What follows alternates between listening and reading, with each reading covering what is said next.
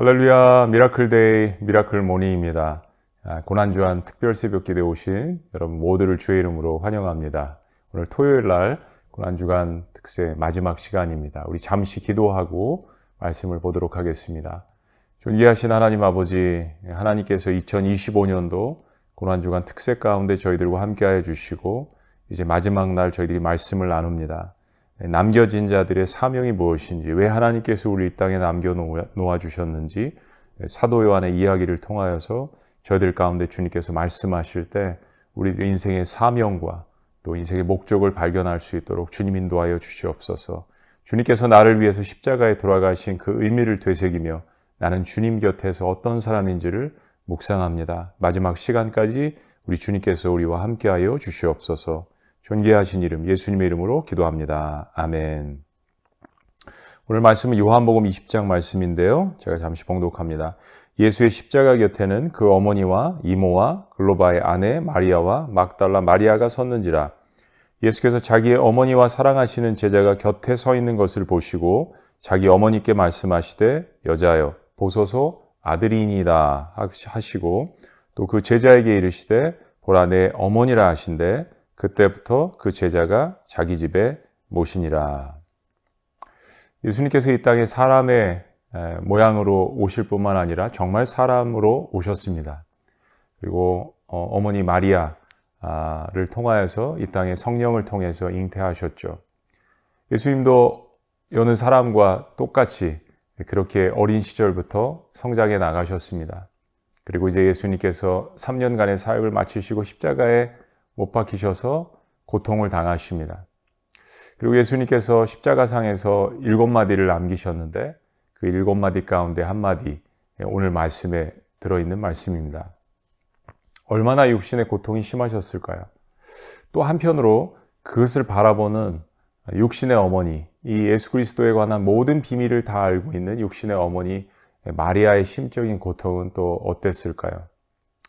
이제 예수님께서 마지막 숨을 내쉬십니다. 그 가운데 예수님께서 예수님 주변에 모여든 이 4명의 여인과 그리고 예수님께서 사랑하시는 제자라고 표현되어 있는데 바로 사도 요한입니다. 예수님과는 사촌지간이죠. 예수님의 어머니와 사도 요한의 어머니는 서로 자매 관계였습니다. 예수님께서 먼저 고통스러워하는 그 육신의 어머니 마리아를 보며 이렇게 이야기합니다. 여자여 보소서 당신의 아들이니이다. 바로 그 아들은 사도 요한을 가리키는 것입니다. 요한이 요한복음을 기록을 했는데요. 후에 이제 이야기하겠지만 사랑하시는 그 제자라고 자기 스스로 썼습니다. 베드로, 야고보, 요한 중에 예수님께 가장 많은 사랑을 받은 또 요한도 그렇게 느꼈고 예수님께서도 요한을 사랑하셨습니다. 그걸 우리가 알 수 있는 장면이 예수님께서 이 마지막 십자가에 숨을 몰아쉬는 이 절대절명의 위기 가운데 예수님 주변에 있었던 사람들은 이 4명의 여인과 바로 사도 요한이라는 것을 저희들이 이 말씀을 통해서 알 수 있습니다. 예수님께서 어머니 마리아에게 어머니라는 말 대신에 최대의 존칭으로 여자여 보소서 당신의 아들이니이다 라고 이야기를 합니다. 그리고 사도 요한에게 이렇게 예수님께서 부탁을 하십니다. 너의 어머니이다. 어머니를 부탁한다 라는 이야기를 합니다. 오늘 본문 말씀 다시 보시면 그 제자에게 이르시되 보라 내 어머니라. 그리고 그때부터 그 제자가 자기 집에 모시니라 라는 말씀입니다. 아주 짧은 구절입니다. 그리고 사도 요한은 어떻게 됐을까요? 사도 요한은 예수님께서 말씀하신 이 사도 요한에게 주신 마지막 이 사명을 끝까지 완수해냅니다. 당시에 결혼이 여자들이 보통 13살에서 15살 정도 사이에 했다고 합니다. 그러면 마리아가 요셉에게 시집을 가서 그리고 이제 성령으로 잉태되었지만 예수님을 낳을 때 당시의 나이를 한 17살 정도로 추정을 해본다면 또 예수님께서 돌아가실 나이를 약 33세 정도로 추정을 해본다면 예수님 돌아가실 때 육신의 어머니 마리아의 나이는 50대 초반 정도였을 것입니다. 50대 초반 정도의 나이, 그리고 사도 요한의 나이는 약 30대 초반, 예수님과 비슷한 나이였겠죠. 전승에 의하면 마리아는 90세까지 살았다고 합니다. 그럼 무려 40년 이상을 사도 요한이 예수님의 그 명령을 받들어서 40년 이상을 어머니 마리아를 봉양했던 것입니다. 예수님께서 주신 단 한 가지의 사명, 보라 내 어머니라, 그 어머니를 봉양하는 사도 요한의 사역이었습니다. 자, 사랑하는 여러분, 예수님께서 십자가에서만 돌아가신 것이 아니라 3일째 부활하십니다. 그리고 부활하신 후에 제자들을 만나시고 너희가 몇 날이 못 되어서 오순절 마가의 다락방에 성령의 놀라운 역사가 임할 것을 주님께서 예언해 주셨습니다. 그렇죠. 채 열흘이 되지 않아서 제자들은 성령의 놀라운 역사를 받습니다. 그리고 어떻게 되죠? 베드로가 한번 설교하고 3,000명이 넘는 사람들이 예수님을 영접하게 됩니다. 그들도 성령을 받고 예루살렘 교회가 탄생을 하게 됩니다. 사도들이 곳곳에서 세움을 받습니다. 아마 사도 요한도 그 사역에 참여해서 예루살렘에 같이 있었겠죠. 근데 사도행전 말씀을 쭉 보시면 이제 핍박이 일어나게 됩니다. 엄청난 핍박 때문에 사도들도 여기저기 흩어지게 되고, 물론 예루살렘에 대부분 남았지만 그 이후에도 많은 핍박들 때문에 사도들도 그리고 많은 그리스도인들도 실은 흩어지게 됩니다. 세계 전역을 돌아다니면서 곳곳에서 복음을 증거하는 사도 바울과 같은 사람도 나오게 됩니다. 그런데 사도 요한의 사역은 성경 말씀을 보시면 나타나지 않습니다. 왜냐하면 어머니 마리아를 봉양하는 그 사역을 예루살렘에 남아서 계속해서 해야 됐기 때문입니다. 다른 제자들과 달리 여러 면에서 사역의 제한을 받았습니다. 나이 있는 예수님의 육신의 어머니인 마리아를 모시라는, 보라 내 어머니라, 이 예수님께서 주신 단 한마디의 이 명령, 어떻게 보면 사도 요한에게 있어서 지상태 명령, 위임 명령은 예수님께서 맡겨주신 마리아였습니다. 어머니였습니다. 많은 제자들이 엄청난 성령의 능력을 가지고 복음을 증거하고 곳곳에서 이름을 날리고 위대한 사역을 감당하고, 물론 핍박이 있고 어려움이 있었지만 이제는 세상 뒤돌아보지 않고 이 세상에는 어떤 기쁨보다도 그들에게 가장 강력한, 이 세상에 줄 수 없는 그러한 기쁨을 가지고 한 영혼을 구원해내는 것, 그리고 복음을 증거할수록 성령의 역사가 더욱더 커져가는 것, 그렇습니다. 그리고 사도 요한의 친구들, 곧 예수님의 제자들은 곳곳에서 복음을 증거하다가 장렬하게 순교합니다. 예수님의 모든 제자들은 순교했습니다. 사도 요한은 그 모든 일들을 듣고 그리고 때로는 지켜보면서 마음 가운데 그런 생각이 들었을 것입니다. 나는 이 육신의 어머니, 양어머니 마리아를 공양하고 돌보느라고 내가 해야 될 일을 하지 못하는 것은 아닌가, 그런 생각이 들었을 것입니다. 때로는 그의 친구들이 계속해서 순교를 당하고 목이 베이고 십자가에 못 박히고 이런 모습을 보면서 마음 가운데 죄책감도 들었을 것입니다. 어머니 마리아를 봉양하면서 사도 요한 마음 가운데 갈등도 있었을 것입니다. 그러나 엄연히 그것은 예수님께서 십자가상에서 마지막으로 남겨놓으신 한마디 가운데 하나였습니다. 그만큼 엄중한 주님의 말씀이었습니다. 보라 내 어머니라. 사도 요한이 어떤 이유에서인지 하나님의 인도하심을 받아서 지금의 터키 지역으로, 에베소 지역으로 가게 됩니다. 거기에 에베소 교회는 실은 AD 52년에, 주 52년경에 이제 사도 바울이 교회를 개척을 했죠. 그리고 그의 후임은 디모데였습니다. 두 사람 다 실은 순교하게 됩니다. 그리고 그 뒤를 이어서 전승에 의하면 목회를 한 사람이 바로 터키로 이동한 사도 요한이었습니다. 예루살렘이 AD 70년에 멸망을 하게 되는데 AD 65년경에 사도 요한이 그곳으로 이동을 하게 됩니다. 그런데 어머니 마리아를 모시고 같이 그곳으로 가게 되죠.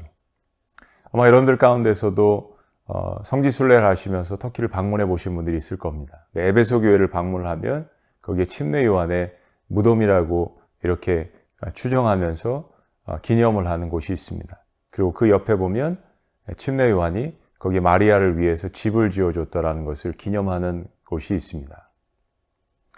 침례 요한은 그곳에서 이제 사도 바울과 디모데의 사역을 이어서 복음을 증거하다가 결국에는 붙잡혀서 반모섬으로 가게 됩니다. 많은 어려움과 고통을 당하게 되죠. 그 이전에 하나님께서 이제 사도 요한을 통하여서 엄청난 작업을 하기 시작하십니다. 그게 뭐냐면 우리가 잘 알고 있는 요한 1, 2, 3서를 AD 85년경에 쓰게 하십니다. 사도 요한은 굉장히 야망이 많은 사람이었습니다. 세베대의 아들 야고보와 요한, 세베대의 그 아들 야고보와 요한의 어머니 살로메로 알려져 있는데 치맛바람을 일으키면서 예수님께 가가지고 내 아들 하나는 우의정에 좌의정에 이랬던 가족입니다. 그런데 그 모든 것들을 뒤로하고 그리고 오랜 세월 동안 자신의 어머니를 봉양하며 하나님과의 깊은 교제 속에서 하나님이 사랑이시라는 것을 발견합니다. 요한 1, 2, 3서 곳곳에 하나님의 사랑에 대해서 이야기합니다. 우리의 아들, 성격이 불같았던 그런 소유자에서 권력욕도 많았고 욕심도 많았고 자기의도 많았던 사도 요한이 어머니 마리아를 돌보면서 그의 성격이 변해갑니다. 그리고 하나님은 사랑이시라 라는 요한 1, 2, 3서를 집필하게 됩니다. 그리고 몇 년이 지나서 하나님께서는 또 요한을 통하여서 요한복음을 쓰게 하십니다. 우리가 사복음서 이야기하면 마태, 마가, 누가, 요한인데 공간복음 그러면 마태, 마가, 누가 좀 비슷한 관점으로 보게 됩니다. 요한복음을 읽어보신 분들은 알겠지만 훨씬 더 깊은 의미를 담고 있습니다. 굉장히 상징적인 말들도 많죠. 생명, 빛, 진리, 예수님에 대해서도 양의 문, 비유를 많이 들고 예수님의 사건들도 좀 더 깊이 다룹니다. 마태, 마가, 누가보다 훨씬 더 후대에 쓰여졌습니다. 사도 요한의 성격을 볼 때 그렇게 쓸 수 있는 사람이 아니지 않았습니까? 우레 아들, 성격도 불같았고 권력욕도 많았고 지기를 싫어했고 늘 예수님께 가장 사랑받는 자라고 실은 베드로가 반장이었음에도 불구하고 자기 스스로 그렇게 예수님을 사랑했다는 걸 표현하고 예수님도 사도 요한을 사랑했다라고 그렇게 표현합니다. 그는 요한복음을 쓰면서 자기 자신의 삶이 또 성품이 변해가는 것을 보여줍니다. 그리고 이제 사도 요한이 고문을 당하고 붙잡혀서 에베소에 있는 교회에서 약 70km 정도 떨어진 반모섬이라는 곳에 가서 유배를 당하게 됩니다. 그런데 하나님께서 반모섬에서 AD 94년경에 요한계시록을 쓰게 하십니다. 여러분 잘 아시는 것처럼 요한계시록은 성경 66권 가운데 마지막 책입니다. 요한계시록이 없다면 우리 마지막 때를 알 수 없습니다. 그런데 그 요한계시록, 너무나도 중요한 성경의 그 마지막 책, 그것을 바로 사도 요한이 반모섬에서 채석장에서 거의 나이가 90이었을 텐데요. 막노동을 하면서 그 섬에서 요한계시록을 기록하게 됩니다. 어떤 제자들보다도 오래 살았습니다. 남겨진 자입니다. 어떤 제자들보다도 인생에 대해서 깊이 묵상을 할 수밖에 없는 상황이 주어졌습니다. 자기 자신의 어머니도 아니지만 이모뻘인 어머니, 양어머니 마리아를 봉양하면서 인생을 배웁니다. 마리아가 소천하는 것을 또 끝까지 지켜보았을 것이죠. 예수님의 명령이었기 때문에 얼마나 지극히 돌봤겠습니까? 그리고 사람들과 비교하다가 결국 자기 자신이 아무것도 아닌 것을 깨닫게 됩니다. 하나님의 사랑을 깊이 깨닫고 요한 1, 2, 3서를 그리고 예수 그리스도의 사랑을 깊이 깨달으며 요한복음을 그리고 하나님께서 말씀하시는 이 세상의 종말이 어떤 것인지를 기록하는 요한계시록까지 사도 요한은 기록하게 됩니다. 오늘 주제가 남겨진 자들이란 말입니다. 사랑하는 여러분, 12제자 가운데 가장 마지막까지 남겨진 자가 사도 요한이었습니다. 많은 사람들이 엄청난 일을 해낼 때 때로는 우리 아무것도 하지 못할 때 우리 스스로 굉장히 마음 가운데 스트러글이 많습니다. 난 도대체 뭐 하는 거지? 왜 하나님은 나를 이런 상황 가운데 이 시점에 여기까지 나를 남겨놓으셨지? 다른 사람들은 많은 일을 성취해내는 것 같고 열매도 있는 것 같은데 난 아무것도 하지 않는 것 같아. 그냥 아버지 돌보는 거, 어머니 돌보는 거, 가족들 돌보는 거 이런 일 외에는 내가 할 수 있는 일은 아무것도 없는 것 같아. 그게 사도 요한의 심정이었죠. 그런데 하나님께서는 그의 인생을 낭비케 하지 않으셨습니다. 가장 깊게 말씀을 들여다보게 하시고 예수님의 사역을 들여다보게 하시고 마지막 때를 들여다보게 하셨습니다. 많은 고난과 환난과 어려움이 있었지만 그걸 통하여서 하나님의 깊은 말씀들을 끄집어냈습니다. 사랑하는 여러분, 오늘 도전, 우리 특세를 마치면서 예수님 곁에 있었던 자들, 마지막 도전은 남겨진 자들입니다. 저와 여러분들은 이 시대의 마지막으로 남겨져 있습니다. 어떤 이유에서건 우리는 남겨져 있습니다. 많은 사람들이 이야기합니다. 선교학자들도 그렇고 목회자들도 그렇고 여러분들도 느끼실 겁니다. 정말 예수님 오실 때가 멀지 않았다. 내일이라도 당장 오실 것 같은 느낌이 들지 않습니까? 근데 무슨 이유에서인지 남겨놓으셨습니다. 여러분 인생이 1년 남으신 분들도 있을 겁니다. 5년 남으신 분들도 있을 거예요. 한 달 남으신 분들도 있을 수 있습니다. 저는 최근에 여러 가지 고난 가운데서 그런 생각을 합니다. 오늘 제 설교가 마지막이라면, 이제 제 설교가 한 달밖에 남지 않았다면, 사랑하는 여러분, 그러나 그 기간이 한 달이든 6개월이든 1년이든 하나님께서 우리를 남겨놓으신 목적이 사도 요한에게 그 목적을 가지셨던 것처럼 분명히 있습니다. 우리가 그리스도인으로서 인생이 가장 기쁜 것은 하나님께서 왜 나를 이 땅에 보내셨는지, 그리고 나머지 인생 가운데 무엇을 하게 하시려는지 그 인생의 의미와 목적을 발견을 하고 그것을 인생 가운데 실천을 할 때 실은 우리의 인생이 가장 기쁨 가운데 거하게 되는 것입니다. 사랑하는 여러분, 우리 남겨진 자들입니다. 구약 성경에 굉장히 중요한 사상이 하나 있는데요. 하나님을 바라볼 때는 이제 메시아 사상이 있는 거고, 그리고 이스라엘 백성들을 바라볼 때는 남은 자 사상이라는 것이 있습니다. 영어로는 remnant, 남은 자들. 이스라엘 백성들이 북이스라엘과 남유다로 나누어져서 패역해서 둘 다 멸망했습니다. 바벨론의 포로로 잡혀가고 계속 페르시아 시대가 이르고, 근데 성경을 잘 보시면 이스라엘 백성들이 멸망했는데도 불구하고 하나님께서는 그 역사를 계속해서 이끌어 나가십니다. 어떻게 이끌어 나가시죠? 남은 자들을 통해서. 바알에게 무릎 꿇지 않은 남은 자들을 통하여서, 선지자들 같은 사람들을 통하여서, 또 다니엘 같은 사람들을 통하여서, 에스더 같은 사람들을 통하여서, 느헤미야 같은 사람들을 통하여서 계속해서 하나님께서 이어나가십니다. 한 사람이라도 상관없습니다. 다니엘도 한 사람이었고요. 느헤미야도 한 사람이었습니다. 에스더도 한 사람이었습니다. 그럼 하나님께서는 시대와 문화와 민족과 모든 권력과 왕들을 뛰어넘어서 한 사람을 통하여서, 즉 남은 자들을 통하여서 하나님의 역사를 이끌어 나가셨습니다. 그게 바벨론, 엄청난 제국인 바벨론 한복판이든 페르시아 한복판이든 상관이 없었습니다. 하나님은 늘 하나님께 순종하며 하나님을 그리워하고 사랑하는 소수의 남은 자들을 통하여서 그의 역사를 계속해서 이어 나가셨습니다. 그게 예수님 때까지 이어져 왔던 것이죠. 하나님께서 사도 요한을 남겨놓으셨습니다. 목적과 이유는 결과를 통해서 분명히 우리가 알게 됩니다. 요한 1, 2, 3서를 쓰게 하시고, 요한복음을 쓰게 하시고, 요한계시록을 쓰게 하시고, 누구보다도 인생의 깊은 의미를 깨닫고, 그리고 하나님의 사랑을 깊이 깨달아 정말 하나님께서 주시는 엄청난 말씀들을 쏟아내었던 사도 요한의 사역이었습니다. 울의 아들에서 사랑의 아들이 되었습니다. 권력욕을 탐했던 그러한 요한에서 하나님의 사랑을 깊이 깨닫고 그 복음을 증거했던 사도 요한으로 변화되었습니다. 하나님께서 저와 여러분들 인생에게 한 달을 남겨놓으셨으면 어떻겠습니까? 6개월을 남겨놓으셨으면 어땠을까요? 1년을 남겨놓으셨다면 어떻겠습니까?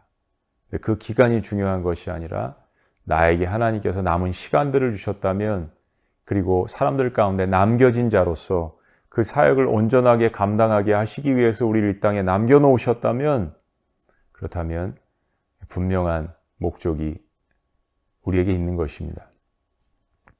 예수님 곁에 있었던 사람들 시리즈를 통하여서 우리는 여러 사람들의 삶을 또한 다가가서 깊숙이 보고 그들이 어떻게 예수님께 반응했는지, 예수님을 배신한 가룟 유다부터 시작해서 예수님을 부인했지만 그러나 예수님께로 돌아와서 회복한 베드로, 그리고 7 귀신 들렸던 마리아, 막달라 마리아가 지켰던 의리도 우리는 보았습니다. 성경에 예수님 곁에 있었던 더 많은 사람들을 우리가 볼 수 있습니다. 특별히 이제 오늘 마지막 시간에 하나님께서 우리를 남겨놓으셨다면, 이 사명을 우리에게 주신 것이 분명한데 우리는 어떻게 살아야 할까요? 저는 그것이 고난주간의 가장 중요한 메시지라고 생각합니다. 보라 내 어머니라, 보라 내 형제라, 보라 내 자매라. 저기 복음을 듣지 못한 수많은 사람들이 바로 내 형제 자매라 라고 말씀하시는 그 주님의 음성을 듣고 거기에 우리의 삶과 시간과 에너지를 투자하며 복음을 증거하고 예수 그리스도를 사랑하고 자랑할 때 하나님께서 여러분들을 통하여서 인생에 이제까지 맛보지 못했던 엄청난 놀라운 축복과 은혜를 주실 것을 믿습니다. 인생에 또 한 번 그냥 지나가는 고난주간이 아니라 그 십자가를 묵상하며 그리고 그 십자가 주변에 있었던 사람들을 다시 한번 묵상하며 나는 예수 그리스도께 어떤 자인가?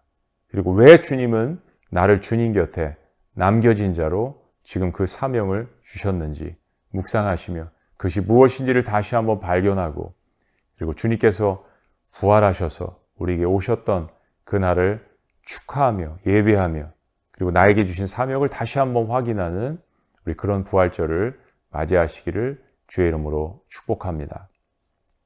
사도 요한이 마지막에 요한 1, 2, 3서 가운데서 이런 이야기를 합니다.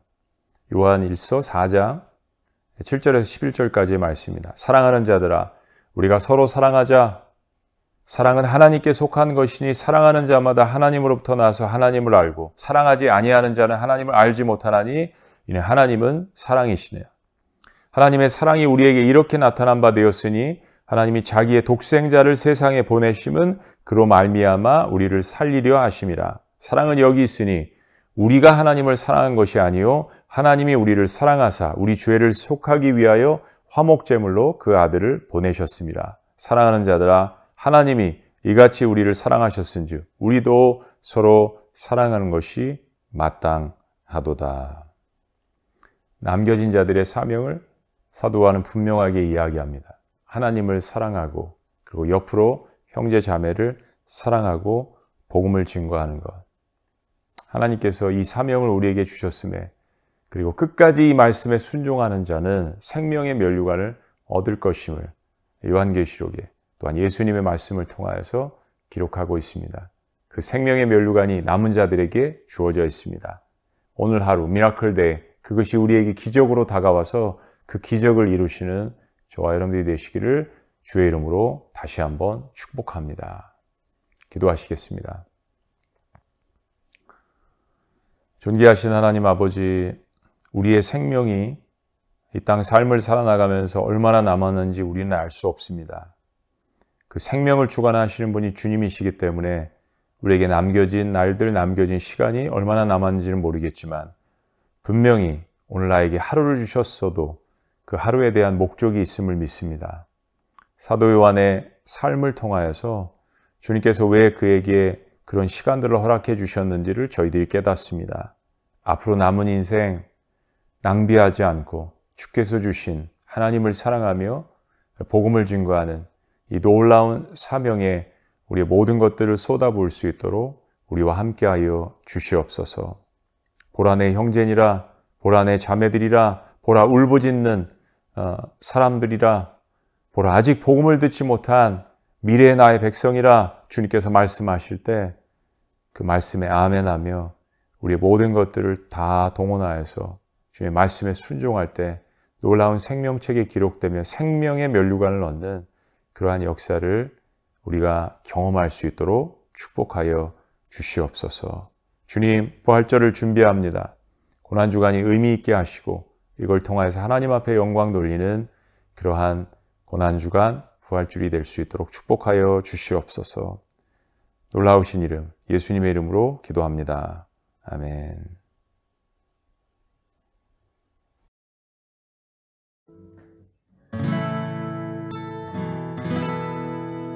날이 저물어 갈 때, 빈들에서 걸을 때, 그때가 하나님의 때. 내 힘으로 안 될 때, 빈손으로 걸을 때, 내가 고백해